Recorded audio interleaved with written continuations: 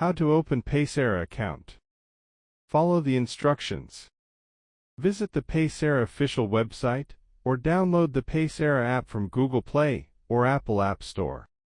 Click on Open Account and select whether you want a personal or a business account to get started.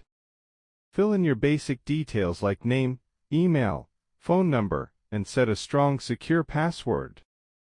Confirm your email address by clicking the verification link sent to your registered email inbox.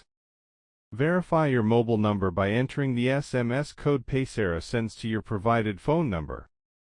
Upload your identification documents such as passport, ID card, or driving license for verification.